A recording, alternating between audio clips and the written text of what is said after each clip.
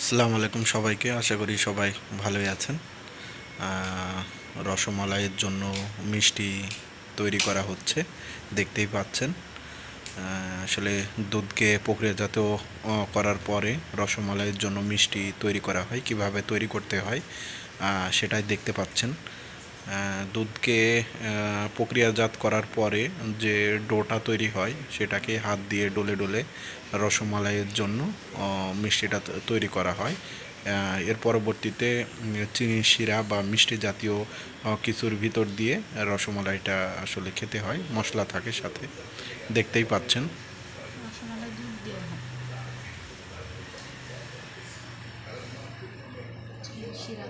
চিনির শিরা দিয়ে মূলত খেতে হয়। আপনার যে যেটা পছন্দ করে সেটা সেভাবেই খেয়ে থাকে। আসলে এক এক জায়গায় এক এক রকম হয়ে থাকে।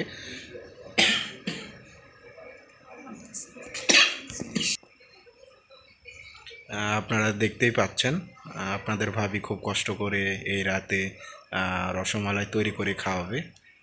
তাকে ধন্যবাদ জানাই, সে খুব কষ্ট করে। যখন কাজ শেষে বাসায় আসি, আপনারা এর আগেও দেখছেন নানা রকমের খাবার বানিয়ে আমাকে খাইয়ে থাকে। সেদিকে তার হাত পাকা, সে বিভিন্ন ধরনের রান্না করতে পারে এবং রান্না খুবই সুস্বাদু হয়ে থাকে। আজকে যেমন হঠাৎ করে বলল যে কাজ শেষে আসার পরে মিষ্টি বানায়ে খাওয়াবে, ঠিকই সে কষ্ট করে গরমের ভিতর মিষ্টি বানাচ্ছে। আপনারা দেখতেই পাচ্ছেন রসমালাই তৈরি হবে।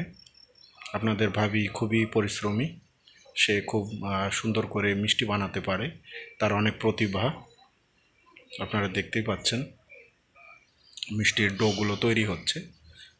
এবার এটা প্রক্রিয়াজাত করা হবে এবং এরপরে হয়তো বা মিষ্টি তৈরি হয়ে যাবে।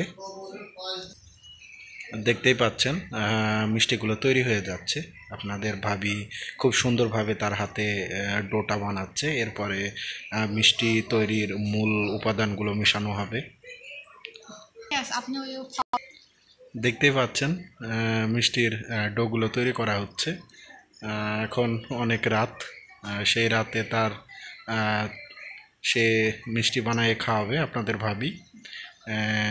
এর জন্য মিষ্টি তৈরি করছে, দেখতেই থাকুন। হয়ে গেল রসমালাইয়ের ডো। এখন